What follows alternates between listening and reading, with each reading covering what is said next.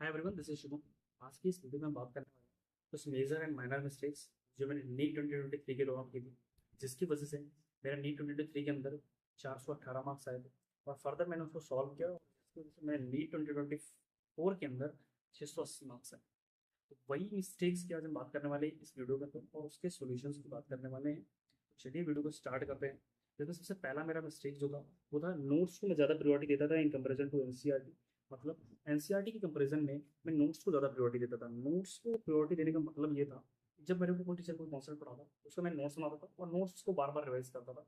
NCERT को मैं बहुत कम पढ़ता था और यही मेरा रीज़न था डी 2050 के अंदर इसका मारे। तो उसका मैंने सोल्यूशन क्या निकाला कि मैंने बायोलॉजी के अंदर क्या किया। बायोलॉजी के अंदर मैंने नोट्स बनाए ही नहीं, अपने ड्रॉप ईयर में नोट्स बनाए ही नहीं। और मोडी एनसीईआरटी पूरी तरीके से मैंने मॉडिफाई कर दिया। जस्ट लाइक देखें आप मेरे एनसीईआरटी को, तो इसमें से फ्लूइड मोजाइक मॉडल है। इस फ्लूइड मोजाइक मॉडल के बारे में जो भी पॉइंट्स थे मैंने इसके ऊपर लिख दिए। और फर्दर आप देखें, प्लाज्मा ब्रेन जो होती है वो सिलेक्टिव परमेबल होती है, तो बताया गया एनसीईआरटी के अंदर, बट एनसीईआरटी के अंदर समझाया नहीं गया। उस चीज़ को मैंने यहाँ पर शॉर्ट नोट या स्टिकी नोट्स जिसे कहते हैं, स्टिकी नोट्स पेस्ट करके समझ लिया। जब मेरे टीचर ने इसको बताया तो मैंने इसको यहाँ पर लिख लिया। तो ये एक तरीका था जैसे मैं नोट्स को बायोलॉजी के अंदर नोट्स को मैंने नहीं बनाया और एनसीईआरटी को मॉडिफाई कर दिया। फर्दर मैंने नोट्स कुछ चैप्टर के बनाए थे, जैसे जेनेटिक्स की बात करें, बायोटेक की बात करें एंड सेल बायोलॉजी की बात करें। बिकॉज ये सारे चैप्टर्स बहुत ही ज़्यादा कॉन्सेप्चुअल्स हैं, इस वजह से मैंने इनके नोट्स बनाए थे। बट बाद में इनको भी मैंने एनसीईआरटी से ही अच्छे से पढ़ा। जो भी पॉइंट थे वो अगर एक्स्ट्रा लगते थे या इंपॉर्टेंट थे तो मैंने स्टिकी नोट्स के हेल्प से ऊपर पेस्ट कर दिया। फर्दर बात करें केमिस्ट्री के अंदर, सबसे मेजर जो मेरी मिस्टेक थी वो तीनों केमिस्ट्री को मैं बराबर मतलब एक ही तरीके से पढ़ता था 2023 के दौरान, और जिसकी वजह से मेरे मार्क्स बहुत ही कम आए थे केमिस्ट्री के अंदर। अप्रॉक्स 90 मार्क्स मैंने स्कोर किया था केमिस्ट्री के अंदर 2023 के अंदर, और 2024 के अंदर 175 मार्क्स मैंने स्कोर किया। तो चलिए बात करते हैं कि कैसे मैंने फिजिकल केमिस्ट्री को ड्रॉप ईयर में स्टडी किया। फिजिकल केमिस्ट्री के अंदर मैंने सिर्फ नोट्स को स्टडी किया, सेमरी को, बहुत सारे चैप्टर थे सेमरी, जल्दी की स्ट्रक्चर ऑफ एटम की मैंने सेमरी पढ़ी। और फर्दर बात करें तो थर्मोडायनेमिक्स में मैंने एनसीईआरटी पढ़ी। फर्दर बात करें ऑर्गेनिक केमिस्ट्री के अंदर, ऑर्गेनिक केमिस्ट्री के अंदर मैं बात करूँ, मैंने नोट्स तो पूरी तरीके से पढ़ा। फर्दर उसके बाद एनसीईआरटी के कुछ पॉइंट्स थे, जैसे आप समझें हेलोरिन जैसे चैप्टर के अंदर कुछ कंपाउंड्स देखे हैं, जैसे फ्रीऑन हो गया, डीडीटी हो गया, एब्सोल्यूट अल्कोहल एंड इथेनॉल के बारे में, अल्कोहल फिनॉल चैप्टर में देखा। तो उसको मैंने एनसीईआरटी में मार्क किया था और बार बार जब भी मैं नोट्स रिवाइज करता था एनसीईआरटी को भी रिवाइज कर रहा था साइमल्टेनियसली। बात करें इनऑर्गेनिक केमिस्ट्री में देखा जाए, जितनी भी ब्लॉक केमिस्ट्री, जितनी क्या है ब्लॉक केमिस्ट्री, तो ब्लॉक केमिस्ट्री को टोटली एनसीईआरटी से ही पढ़ा। जैसे मैंने किया था, मैंने क्या किया था कि ब्लॉक केमिस्ट्री के अंदर जितने भी कॉन्सेप्ट सारे एनसीईआरटी में पढ़ा, जैसे कि हम बायोलॉजी के अंदर पढ़ते हैं। मतलब ब्लॉक केमिस्ट्री के अंदर कुछ रिएक्शंस थी जो समझी जा सकती है, जो टीचर समझाते हैं हमको। उसमें जैसे ऑक्सीडेशन स्टेट है और वो सब लिखना, वो मैं एनसीईआरटी के अंदर ही लिख देता, मैं नोट्स मैंने नहीं पढ़ा। फर्दर बात करें पीरियोडिक टेबल चैप्टर और केमिकल बॉन्डिंग जैसे चैप्टर के अंदर मैं क्या करता था, नोट्स ही पढ़ता था। और नोट्स के अंदर कुछ एनसीईआरटी के पॉइंट्स मैंने ऐड कर दिए। जैसे पीरियोडिक टेबल चैप्टर के अंदर मैंने मेटोडाइट्स के नाम ऐड कर दिए, केमिकल बॉन्डिंग चैप्टर के अंदर हाइड्रोजन बॉन्डिंग के अंदर कुछ जो इंपॉर्टेंट पॉइंट्स है उसको मैंने इसी के अंदर लिख दिया। तो ऐसा मैंने किया था, ठीक है। फर्दर फिजिक्स के अंदर बहुत ही सिंपल फंडा था, दैट इज कॉल्ड, पूरे नोट्स में पढ़ता था। फर्दर एनसीईआरटी के कुछ चैप्टर्स मैंने रीड किए थे, जैसे मॉडर्न फिजिक्स हो गए।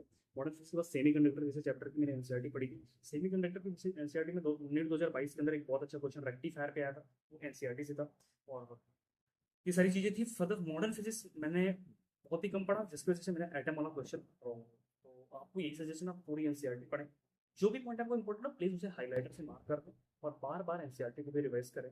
नीट 2025 के अंदर क्या हो, एनसीईआरटी से कितने क्वेश्चन आ जाए, कितने स्टेटमेंट वाले क्वेश्चन है किसी को पता नहीं, और आ सकते हैं क्योंकि नीट 2024 के अंदर एटम वाला क्वेश्चन है, 2023 के अंदर ईएम वेव से एनसीईआरटी के क्वेश्चन है, तो एनसीईआरटी के क्वेश्चन से फ्रेम होने शुरू हो गए हैं स्टेटमेंट बेस में, ठीक है। फर्दर बात करें थर्मल फिजिक्स के अंदर, अगर देखा जाए थर्मल फिजिक्स के अंदर मैंने समरी पढ़ी।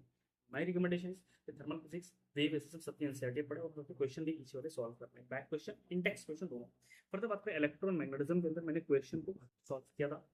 माई रिकमेंडेशन है आप उसको एक बार रीड कर ले, थोरली रीड करने में ज़्यादा टाइम लगेगा नहीं, थोरली आप रीड कर ले, कुछ इंपॉर्टेंट पॉइंट अगर आपको मिलता है तो उसको मार्क कर लें और क्वेश्चन तो इंपॉर्टेंट है। नाउ बात करते हैं सेकंड जो मेरी मिस्टेक्स थी। दूसरी जो मेरी सबसे मेजर मिस्टेक थी वो थी टेस्ट को सीरियस न लेना, नॉट टेकिंग टेस्ट सीरियस। ये बहुत बड़ी मिस्टेक मेरी। एक्चुअली इससे होता क्या है कि मान लीजिए अभी आपका पहला पहला ही टेस्ट है, शॉर्ट टेस्ट है, 4 चैप्टर्स में आ रहे हैं। अगर आप मैंने अच्छे से नहीं पढ़ा तो मेरे चारों चैप्टर वीक रह जाएंगे, और अल्टीमेटली जब सिलेबस एंड होगा तो मैंने किसी कोई भी टेस्ट को सीरियसली नहीं लिया तो सारे चैप्टर्स मेरे वीक रह सकते हैं। तो इस वजह से मैंने जब नीट 2024 की प्रिपरेशन की तो उसमें हर एक टेस्ट को as a real NEET test माना, रियल नीट एग्जाम माना। और मैंने हर एक टेस्ट के अंदर टारगेट सेट करता था, जैसे 650 मेरा टारगेट है, 625 मेरा टारगेट है, 700 मेरा टारगेट है इस पेपर के अंदर। तो उस हिसाब से मैं टारगेट को सेट करता, ठीक है। फर्दर उससे भी इंपॉर्टेंट बात जो मैं करता था नीट 2024 के अंदर मैंने चेंज किया, वो था एनालिसिस ऑफ द टेस्ट। ये बहुत इंपॉर्टेंट है। एनालिसिस करने के लिए आपको मैं दिखा सकता हूँ, मैंने मेरे जो एनालिसिस थे, मैंने एक ऑर्गेनिक केमिस्ट्री का एनालिसिस मैं यहाँ पर करता था। एक कॉपी थी, उसके ऊपर मिस्टेक कॉपी, उसके ऊपर मिस्टेक कॉपी मैंने बनाई, जिसके अंदर मैंने क्या किया, जो भी क्वेश्चन मेरे टेस्ट के अंदर रॉन्ग होते थे उसको वहां से कट करता था और पेस्ट कर देता, इस कॉपी के अंदर पेस्ट करता था। पेस्ट करने के साथ साथ मैं उसका रॉन्ग आंसर, जो मैंने रॉन्ग आंसर किया, फिर उसका करेक्ट आंसर क्या वो लिखता था, और उसमें मैं मिस्टेक लिखता था, किस टाइप का मिस्टेक है। मतलब जैसे सारे ऑप्शन को नहीं पढ़ा, ये एक प्रकार का मिस्टेक होगा। जैसे यहाँ पर देख रहे हैं सिली मिस्टेक हो गया, मैंने ये सोचा था ये होगा, मेरे सिली मिस्टेक हो गया। ऐसे जो भी मिस्टेक्स मेरे से होते तो वो भी मैं यहाँ पर नोट करता, ठीक है। उसके साथ मैं देख सकता हूँ जो मेरी मिस्टेक कॉपी थी उसके अंदर मैं क्या क्या लिखता था, वो बहुत ध्यान से देखना। सबसे पहले उसमें टॉपिक लिखता हूँ। एक्चुअली इससे क्या होगा, जितने भी आपके डीप टॉपिक वो एक साथ हो जाएंगे। उसके सॉल्यूशंस भी लिखता था, जो क्वेश्चन गलत गए उसका रॉन्ग सॉल्यूशन और करेक्ट सॉल्यूशन लिखता था। फर्दर उसके साथ साथ मिस्टेक्स के टाइप लिखना बहुत इंपॉर्टेंट है। अल्टीमेटली जब आपका पूरा कोर्स खत्म होगा, आप ऐसे करेंगे तो आपको सारे मिस्टेक्स आपको पता होंगे, और फर्दर वो मिस्टेक आप आगे नेक्स्ट अपकमिंग एग्जाम में नहीं करेंगे, जैसे मैंने भी नहीं किया, और इसकी वजह से आपके मार्क्स इंप्रूव होंगे।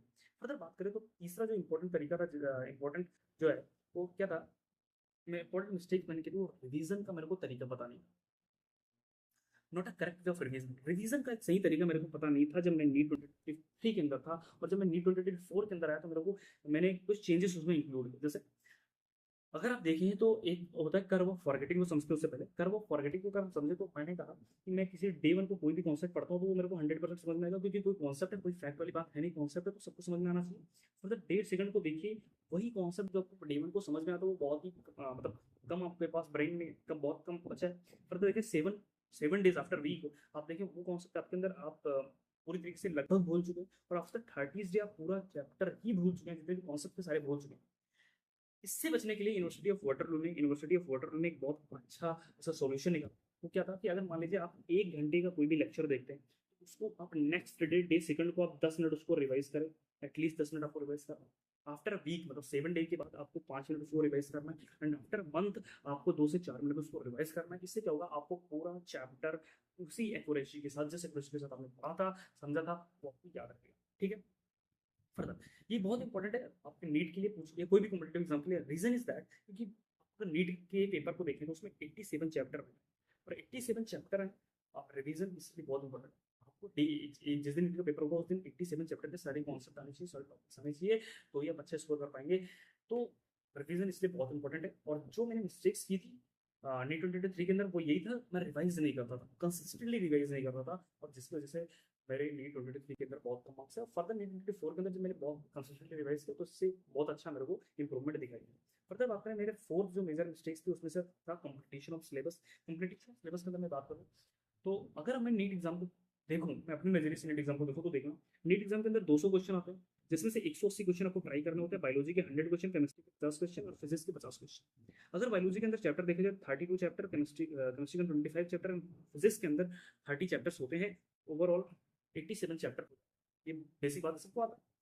अगर मैं रफली आइडिया निकालूं तो यहाँ से देख सकते हो कि 2 से 3 क्वेश्चन एक चैप्टर से आने वाले हैं, और एक रफ आइडिया से देखा जाए तो हर एक चैप्टर के अंदर 6 से 8 टॉपिक्स होते हैं, मतलब हर फोर्थ टॉपिक से क्वेश्चन आने वाले हैं। चैप्टर की मैं बात कर रहा हूँ, फोर्थ टॉपिक से क्वेश्चन आने वाला है। इस लिए ये नेसेसरी हो जाता है कि हर एक चैप्टर अच्छे से पढ़ना चाहिए, हर एक टॉपिक भी अच्छे से पढ़ना चाहिए, जैसे मैंने किया, और इसकी वजह से बहुत ही अच्छा स्कोर आया 680।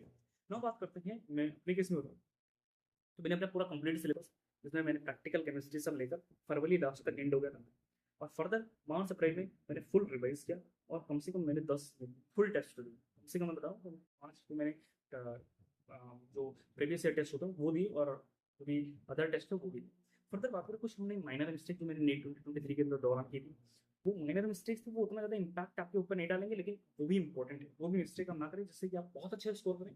तो मैं बताऊँ सबसे पहले जो मेरे माइनर मिस्टेक्स थी वो क्या थे, मैं टाइम प्रॉपरली मैनेज नहीं कर पाया था। रीज़न इज दैट बहुत अच्छे से हो जाता सबसे, मतलब ये मिस्टेक, क्योंकि क्लास 12th में जब मैं था तो वहाँ पर बोर्ड एग्जाम का प्रेशर होता है, बोर्ड एग्जाम का प्रेशर होता है, और बोर्ड एग्जाम मार्च में होता है, और नीट का पेपर मई में था।